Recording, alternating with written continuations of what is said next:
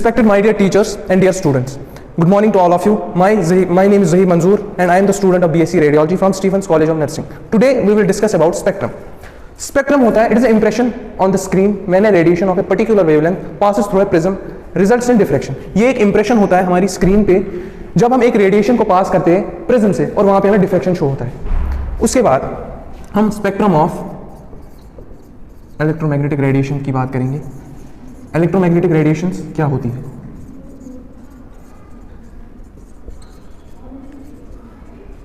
Electromagnetic radiation वो radiation होती है जिनके साथ इलेक्ट्रिक और मैग्नेटिक फील्ड एसोसिएट होता है. उसके बाद हम बात करेंगे स्पेक्ट्रम ऑफ लाइट के बारे में. स्पेक्ट्रम ऑफ लाइट, जो स्पेक्ट्रम ऑफ लाइट है उसमें हमारी आती है gamma rays, X rays, ultraviolet rays, visible rays जिसको हम विजिबल लाइट भी बोलते हैं, विजिबल इंफ्रारेड,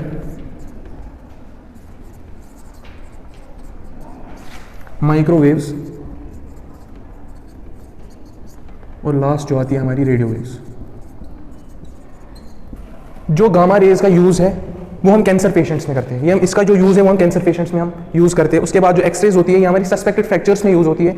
उसके बाद जो अल्ट्रावायलेट रेज होती है हमारी इसका जो यूज़ है ये हमारी सन एब्जॉर्ब करती है, मतलब स्किन हमारी जो अल्ट्रावायलेट रेज को एब्जॉर्ब करती है. जो विजिबल लाइट होती है हमारी या रेज ये हम नेकेड आई से देख सकते हैं. उसके बाद जो इंफ्रारेड होती है ये हमारी सन में यूज़ होती है. उसके बाद जो माइक्रोवेव्स होती है ये हमारी हाउस होल्ड पर्पज़ के लिए हम इनको यूज़ करते हैं. उसके बाद जो रेडियो वेव्स हैं, टेलीविजन रेडियोस, माइक्रो ये जो रेडियो वेव है वो उसमें यूज़ होती है. उसके बाद from gamma rays to radio waves जो हमारी वेवलेंथ होती है वो इंक्रीज होती है और फ्रीक्वेंसी होती है वो डिक्रीज होती है. Due to the difference in wavelength और फ्रीक्वेंसी देयर प्रॉपर्टी वेरीज. तभी ये वेवलेंथ की वजह से हमें मतलब डिफरेंट दिखते हैं क्योंकि वेवलेंथ डिफरेंट है और फ्रीक्वेंसी कम है.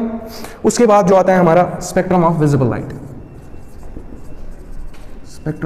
उसके बाद हम देखते हैं स्पेक्ट्रम ऑफ लाइट. उसमें जो आती है हमारी gamma rays, X rays, UV rays, visible rays, infrared, microwaves और रेडियो वेव्स. जो गामा रेज होती है ये हम कैंसर पेशेंट्स में यूज करते हैं. उसके बाद एक्स रेज जो होती है हम सस्पेक्टेड फ्रैक्चर्स में. उसके बाद यूवी जो होती है ये हम हमारी सन जो एब्जॉर्ब करती है. उसके बाद जो आती है विजिबल रेज ये हम नेकेड आई से देख सकते हैं. उसके बाद इंफ्रारेड ये भी हमारी सन में यूज होती है. उसके बाद जो माइक्रोवेव ये हाउस होल्ड पर्पज के लिए होती है. उसके बाद जो रेडियो वेव्स होती है हमारी टेलीविजन में यूज होती है. From gamma two radio waves जो हमारी वेवलेंथ होती है वो डिक्रीज होती है, इंक्रीज होती है, और जो हमारी फ्रीक्वेंसी होती है वो डिक्रीज होती है.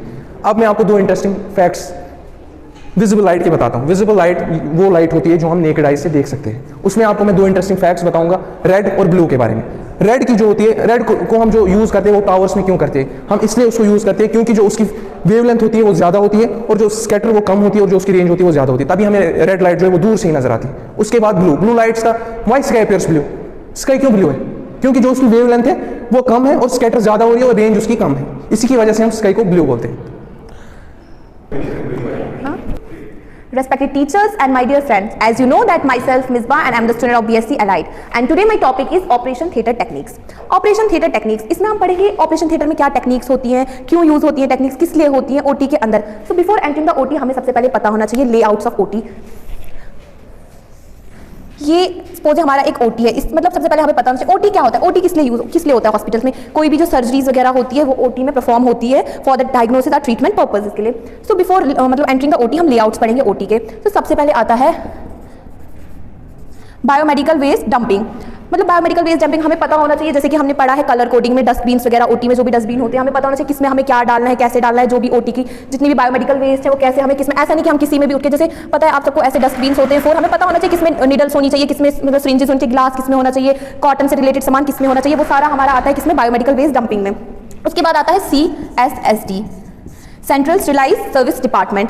इसमें इसके नाम से ही पता चल रहा है स्टेरिलाइज, जितना भी स्टेरिलाइजेशन का काम होता है, सामान जो भी इंस्ट्रूमेंट स्टेरिलाइज होते हैं वो होते हैं CSSD में. ये किस लिए ये डिलीवर करता है, sterilize supply to surgical equipments, dressing material and other such items which can be reused in OT. वो सारा आता है हमारे CSSD के अंदर. उसके बाद आता है हमारा लैब्स माइक्रो एंड पैथो. जो हमारा माइक्रो एंड पैथो लैब है वो भी हमारे ओटी के पास में होना चाहिए, क्योंकि जब बिफोर सर्जरी या कुछ भी हमें पेशेंट का जब हमें टेस्ट वगैरह कराना, ऐसा नहीं कि हम पेशेंट को ओटी से फिर बाहर ले जाके बहुत दूर टेस्ट वगैरह करा के वापस लैब में लाएंगे, ये नहीं. ये सारी जो चीज़ है ये हमारी ये भी ओटी के पास में होनी चाहिए. और आता है wards, pre and post ward, pre and post, before and after surgery, मतलब प्री वार्ड और post ward, before and after surgery जो भी हम pre and post ward, before and after surgery, मतलब बाद में जब हम पेशेंट की सर्जरी कर लेते हैं बाद में हम उनको रेफर करते हैं पोस्ट वार्ड में, ताकि वहाँ पे पेशेंट आराम से जो है रिकवर हो जाए। इसलिए जो प्री एंड पोस्ट वार्ड है ये भी जो हमारी ओटी होती है उसके पास में होना चाहिए ये भी। उसके बाद आता है room, X ray room, MRI, CT scan, जितने भी जो भी ये सब होते हैं, जितने भी ये टेस्ट, ये एक्सरे वगैरह, ये वाला भी जो रूम होता है ये हमारे ओटी के पास में होना चाहिए, क्योंकि हम पेशेंट को यहाँ पे ले जाके कुछ भी एक्सरे वगैरह जो भी हमें पेशेंट का करना हो वो हम यहाँ पे उनको ले जाके करते हैं। और आता है electricity and water supply, most important.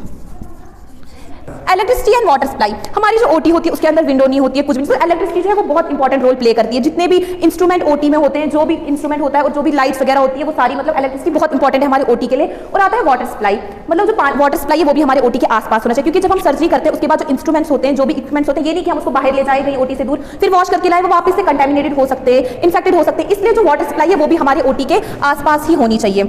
इन सब के बाद आता है specialised services in operation theatre. Specialised services कौन सी होती है ऑपरेशन थिएटर में? एक आती है medical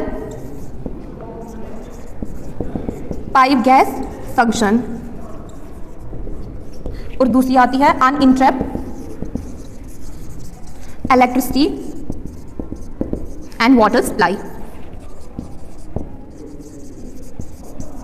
pipe medical gas function क्या होता है? पाइप मेडिकल गैस फंक्शन एक इंस्ट्रूमेंट होता है, एक pipe medical pipe gas supply. Medical pipe gas supply क्या होती है? जो भी हमारी ओटी में गैसेस, ऑक्सीजन, नाइट्रस ऑक्साइड, जो भी वैक्यूम सप्लाई होती है पेशेंट को, वो किसके थ्रू होती है? मेडिकल पाइप गैस सप्लाई के। उसके बाद आता है uninterrupted electricity and water supply, जो कि मैंने आपको बताया, मतलब जो ओटी में जितनी भी मशीन्स हैं, जो भी इंस्ट्रूमेंट है, उसके लिए इलेक्ट्रिसिटी बहुत जरूरी है, इसलिए हमें वहाँ पे इन्वर्टर, जनरेटर, उस सब का मतलब वो सब अरेंज करना चाहिए। और जो वाटर सप्लाई वो भी हमने बताया, जो इंस्ट्रूमेंट आफ्टर सर्जरी वॉश करने होते हैं, इसलिए जो वाटर सप्लाई है वो भी हमारे ओटी के आसपास होनी चाहिए। ऐसा नहीं कि हम ओटी से बहुत दूर ले जाके इंस्ट्रूमेंट वॉश करके वापस ले आए, उससे वो वापस से इन्फेक्टेड हो सकते हैं, इसलिए जो वाटर सप्लाई है वो भी हमारे ओटी के आसपास ही होनी चाहिए। उसके बाद आता है हमारा ओटी का साइज। तो जो हमारे ओटी का साइज है वो कितना है? जो नॉर्मल जनरल ओटी है उसका साइज है 40 स्क्वायर मीटर्स, 40 स्क्वायर मीटर्स। पर जो स्पेशलाइज्ड ओटीज हैं, बिगर ओटीज हैं, उनका साइज है 60 स्क्वायर मीटर। हमारे ओटी का साइज 40 और 60 स्क्वायर मीटर्स होता है। उसके बाद आता है जोनिंग।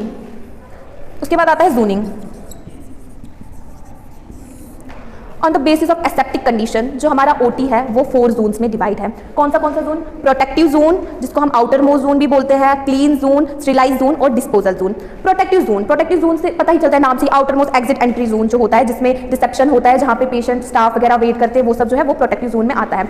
उसके बाद आता है क्लीन जोन। क्लीन जोन में जो प्री ऑपरेटिव रूम होता है, स्टाफ रूम होता है, डॉक्टर्स रूम होता है, जितने ये सब रूम्स होते हैं वो सारे हमारे क्लीन जोन में आते हैं। और उसके बाद आता है फिर स्टेरिलाइज जोन। इसके नाम से ही पता चलता है कि जो भी स्टेरिलाइजेशन का मतलब सामान वगैरह जो भी स्टेरिलाइजेशन के लिए जाता है वो सारा जो हमारे स्टेरिलाइज रूम में आता है। फिर लास्ट आता है डिस्पोजल जोन।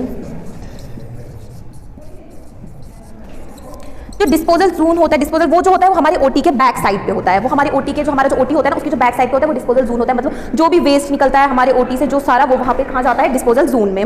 उसके बाद फिर आता है फ्लोर्स एंड, मतलब हम ओटी के इंटीरियर के बारे में बात करेंगे, जैसे कि फ्लोर, वॉल्स वगैरह और जो डोर्स वगैरह, उनके बारे में हम बात करेंगे। जो हमारा ओटी है उसका जो फ्लोर है वो जो होता है वो जॉइंटलेस होना चाहिए, हार्ड होना चाहिए। जॉइंटलेस इसलिए होना चाहिए ताकि वहाँ पे कोई भी बैक्टीरिया वहाँ पे बन ना पाए, मतलब जो भी वहाँ वॉश करे, इसलिए क्लीन होना चाहिए, साफ होना चाहिए, ताकि वहाँ पे ऐसा कोई जॉइंट नहीं हो जहाँ पे बैक्टीरिया की ग्रोथ हो सके, बैक्टीरिया वहाँ पे इन्फेक्शन वहाँ से बन सके। उसके बाद आता है डोर्स। डोर्स के बारे में बात करें, जो हमारा ओटी है उसकी जो डोर की विड्थ है, डोर की वो है 1.5 मीटर्स विड्थ, और जो डोर की लेंथ है वो है 2.13 मीटर्स। जो हमारा ओटी का मेन डोर होता है उस पर एक ऊपर से एक ग्लास विंडो होनी चाहिए, विंडो जिससे विजिबल हो आमने सामने सारा, उससे हम आगे मतलब देख सके उस साइड क्या हो रहा है। ये सब ये हमारे सर, ये सब हमारे ओटी में हमने इसमें ओटी टेक्निक्स में सब पढ़ा। Honorable HOD sir, respected teachers, my dear friends, good morning to all of you. Myself Faizan from the BSc Allied second year. Today we will discuss about the anesthesia.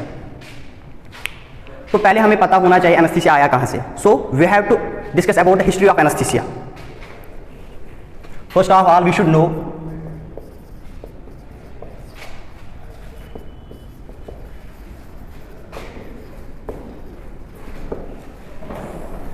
पहले भी हम अगर किसी चीज़ के बारे में पढ़ते हैं तो पहले हम उसका सोर्स जानते हैं, ये आया कहाँ से और क्यों आया है। तो इसलिए पहले हम हिस्ट्री पढ़ते हैं एनेस्थीसिया की। तो क्या हुआ कि इन 16 अक्टूबर 1846 में बॉस्टन में क्या हुआ, एक एनेस्थीसिया थीसिस्ट था वहाँ पे विलियम मॉर्टन था, तो उसने वहाँ पे पहली डिमॉन्स्ट्रेशन किया एनेस्थीसिया का। और किस हॉस्पिटल में? मैसाचुसेट्स जनरल हॉस्पिटल में।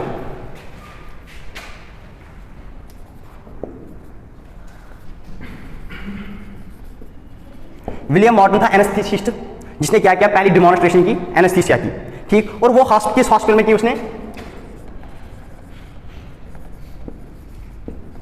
Massachusetts general hospital.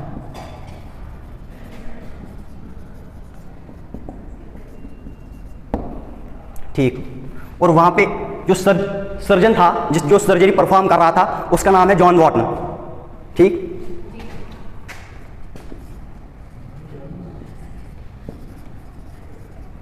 John Wharton है। और सर्जरी क्या हो रही थी तब? वो रिमूवल हो रहा था, लंप अंडर द जॉ, ठीक। उसके बाद क्या देखते हैं हम, एनेस्थीसिया होता क्या है? एनेस्थीसिया में क्या, अगर हम बोलेंगे एनेस्थीसिया में ड्रग्स आते हैं और वो हम एक टेक्निक के जरिए देते हैं एक पेशेंट को अनकॉन्शियस करने के लिए, ठीक। अगर हम बोलेंगे ये लॉस ऑफ सेंसेशन होता है एक पार्ट का और बॉडी का, ठीक, तो परफॉर्म है सर्जरी। एक फिर अगर हम मेडिकल टर्म में बोलते हैं तो एनेस्थीसिया एक्चुअली होता है कि एक रिवर्सिबल प्रोसेस होती है। मतलब अगर हम किसी पेशेंट को एनेस्थीसिया देते हैं, वो उसको अनकॉन्शियस तो जरूर करता है लेकिन कुछ टाइम तक, लिमिटेड टाइम, फिर वो अपनी ओरिजिनल पोजीशन में फिर से वापस आ जाता है, ठीक है। ये हमें एक क्या करता है, ये प्रोवाइड करता है कि हम एक सर्जरी को परफॉर्म कर पाए, ठीक है। एनेस्थीसिया का असली मीनिंग तो ये है कि ये हमें ये करता है सोर्स प्रोवाइड कि हम एक सर्जरी को परफॉर्म कर पाए। उसके बाद अगर हम देखेंगे टाइप्स ऑफ एनेस्थीसिया, एनेस्थीसिया के कितने टाइप्स हैं?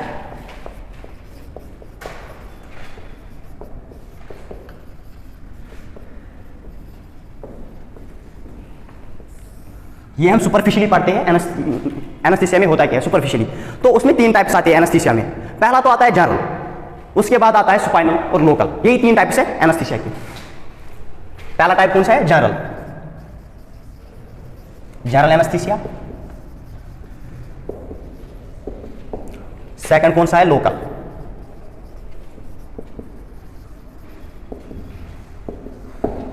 और तीसरा कौन सा है? सुपाइनल।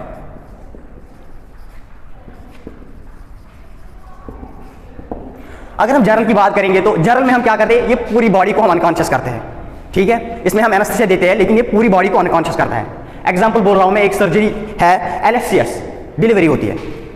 नहीं मतलब वो अगर जनरल की बात करेंगे तो मैंने बोला है कि ये पूरी बॉडी को अनकॉन्शियस करता है। इसमें फिर क्लासिफिकेशन आती है, ठीक है।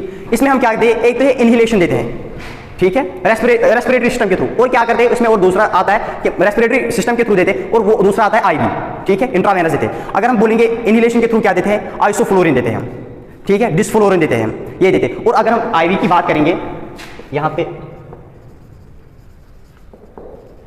इसमें क्या आता है, तो इसमें हम आइसोफ्लोरिन देते हैं, डिस्फ्लोरिन, सिवोफ्लोरिन, हेलोथिन देते हैं, और नाइट्रोजन ऑक्साइड और ऑक्सीजन देते हैं। और IV रूट के थ्रू हम क्या करते हैं, हम प्रोपोफॉल देते हैं, कैटोमाइन देते हैं, थायोपेंटिन देते हैं, ठीक है। उसके बाद हम करेंगे बात लोकल एनेस्थीसिया की। लोकल एनेस्थीसिया क्या है कि एक पर्टिकुलर ऑर्गन को अनकॉन्शियस करता है, ठीक है, एक पर्टिकुलर पार्ट को अनकॉन्शियस करता है। और ये कहां पे होता है यूज, ये जनरल एनेस्थीसिया मेजर सर्जरी में यूज होता है, ठीक। और लोकल एनेस्थीसिया क्या होता है, अगर कोई माइनर सर्जरी होगी, कोई सिस्ट रिमूव करनी पड़ती है हमें, कुछ भी मतलब सुपरफिशियली, ये उसमें यूज होता है। उसमें क्या करते हैं हम, उसमें एक ड्रग देते हैं हम, ज़ाइलोकेन, ठीक है। वो क्या देते हैं हम, 2% देते हैं हम, ज़ाइलोकेन देते हैं हम 2%। तो उसके बाद आता है सुपाइनल एनेस्थीसिया। सुपाइनल एनेस्थीसिया में क्या करते हैं, ये एक मतलब एक रीजन को ये अनकॉन्शियस करता है। जैसे हम LSCS, एक सर्जरी हो रही है LSCS डिलीवरी, उसमें क्या करते हैं हम देते हैं ब्यूविकेन देते हैं हम, उसमें 0.5% हैवी डेक्सट्रोज देते हैं, ठीक है। उसमें क्या करते हैं लंबर रीजन में L3 to L4 क्या करते हैं हम एक इंजेक्शन देते हैं उसको ब्यूविकेन का, ठीक है। वो इसको लोअर एक्सट्रीमिटी को क्या करता है, अनकॉन्शियस करता है। आया आपको समझ, ठीक। उसके बाद क्या करते हैं हम, अगर किसी पेशेंट की सर्जरी हो रही है तो पहले हमें उसको चेकअप करना है, प्री एनेस्थेटिक चेकअप उसको हम बोलते हैं, ठीक। प्री एनेस्थेटिक चेकअप में हम क्या करते हैं,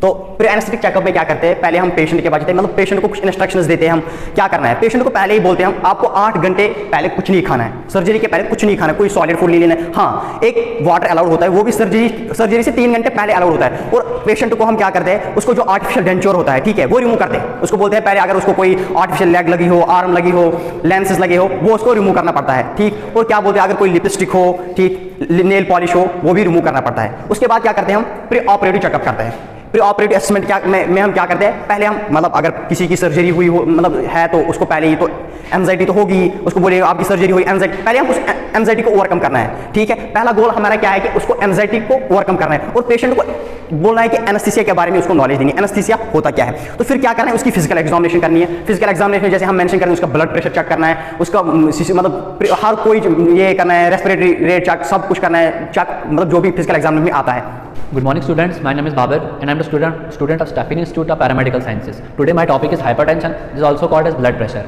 What is hypertension? जब हमारा हार्ट कॉन्ट्रैक्ट करता है, हमारे कॉन्ट्रैक्ट जो ब्लड फ्लो निकलता है वो बहुत हाई होता है, जिसकी वजह से हमारी आर्टरीज़ के वॉल के ऊपर बहुत ज़्यादा इफेक्ट पड़ता है। उसको हम प्रेशर से जो हमारी आर्टरीज़ के वॉल के ऊपर इफेक्ट करता है उसको हम हाइपरटेंशन कहते हैं। और इसको हम कैसे मेजर करते हैं, इसकी दो टाइप्स होती हैं, सिस्टोलिक बीपी और डायस्टोलिक बीपी। सिस्टोलिक बीपी में क्या होता है, जब हमारा हार्ट कॉन्ट्रैक्ट करता है और जो प्रेशर हमारी आर्टरीज़ के ऊपर पड़ता है उस टाइम उसको हम कहते हैं सिस्टोलिक बीपी, और इसकी नॉर्मल रेंज जो होती है 120 mmHg होती है। और दूसरा टाइप जो है इसकी वो है डायस्टोलिक बीपी। जब हमारा हार्ट रेस्ट में होता है बिटवीन बीट्स के टाइम उसको हम कहते हैं डायस्टोलिक बीपी, और इसकी जो रेंज है वो 80 mmHg है। और समटाइम्स इसको साइलेंट किलर भी कहते हैं क्योंकि इसके कॉजेज हमें पता नहीं चलते। इसके बाद हाइपरटेंशन जो है ना, इसकी दो टाइप्स होती है, इसकी बहुत सारी टाइप्स भी हैं, और लेकिन हम मेन इंपॉर्टेंट जो दो टाइप्स हैं वो है प्राइमरी हाइपरटेंशन और सेकेंडरी हाइपरटेंशन। प्राइमरी हाइपरटेंशन में क्या है, ये अनआइडेंटिफाइड काजेज हैं, इनका हमें कोई काजेज पता नहीं। लेकिन जो सेकेंडरी हाइपरटेंशन है इसमें हमें आइडेंटिफाइड काजेज है। पहले हम प्राइमरी हाइपरटेंशन की बात करें तो इसके अंदर क्या होता है, जेनेटिकली होता है, या किसी की फैमिली मतलब फैमिली में हो तो फैमिली हिस्ट्री की वजह से ये सब होता है, या फिर क्या कहते हैं लाइफस्टाइल की वजह से, जैसे इनएक्टिविटीज़ की, मतलब अगर वो एल्कोहलिक है वैसे एल्कोहलिक है उस सबसे भी हो सकता है, या वो मतलब फैटी मतलब बहुत ज़्यादा फैट है उसकी वजह से भी होता है, या तो एज फैक्टर की वजह से हो सकता है। जैसे मैंने मेंशन किया लाइफस्टाइल, जैसे हम साल्ट बहुत ज़्यादा कंज्यूम करते हैं, सोडियम, इसमें सोडियम होता है, और तंबाकू, अल्कोहल और इन सब चीज़ों की हम जंक फूड बहुत ज़्यादा खाते हैं उसकी वजह से भी हो सकता है, या मेटाबॉलिक डिसऑर्डर की वजह से हो सकता है। उसके बाद जो है सेकेंडरी हाइपरटेंशन में हम क्या आइडेंटिफाइड कॉज है, इसमें हम क्या देखते हैं, जब हमारी क्या कहते हैं नैरो आर्टरीज है जो हमारी किडनीज को ब्लड सप्लाई करती हैं, उसके बाद रेनल पैरेन्काइमा डिजीज होती है, एड्रिनल ग्लैंड डिजीज होती है, और इसके हमें साइन एंड सिम्टम्स भी, जैसे सेकेंडरी हाइपरटेंशन के साइन एंड सिम्टम्स कैसे पता चलते हैं हमें, मतलब बहुत ज़्यादा हेडेक होती है, या कहते हैं वॉमिटिंग होती है, और क्या कहते हैं blood vision, chest pain, shortness of breathing, ये सब चीज़ें होती हैं। और क्या कहते हैं इसमें कॉम्प्लिकेशंस भी आती हैं, जैसे कि हार्ट फेलियर हो सकता है, हार्ट डिजीज़ हो सकती है, स्ट्रोक पड़ सकता है, ब्रेन हेमरेज हो सकता है, किडनी फेलियर हो सकता है। और इसके बाद हम क्या कहते हैं इन सब चीज़ों को डायग्नोस कैसे करते हैं, हम क्या कहते हैं मेडिकल हिस्ट्री चेक करते हैं, इसके अंदर टेस्ट्स वगैरह करवाते हैं, और क्या फिजिकल एग्जामिनेशन अच्छे से करते हैं इसकी, जैसे कि ECG करवाते हैं, एक्सरे करवाते हैं, CBC करवाते हैं, ये सब चीज़ें करवाते हैं। और क्या कहते हैं यूरिन एनालिसिस कराते हैं, हम 24 आवर्स का यूरिन कलेक्ट करके उसको चेक करते हैं, अल्ट्रासाउंड करते हैं हार्ट का, डोपलर अल्ट्रासाउंड करते हैं। और इसके बाद जो हम मेडिकेशंस क्या देते हैं इसकी क्लासिफिकेशंस में, डाययूरेटिक्स में जैसे हम देते हैं एग्जाम्पल फ्यूसोमाइड हम देते हैं 40 to 240 mg पर डे, और क्लोरोथायोडीन में हम देते हैं 12.5 to 50 mg पर डे।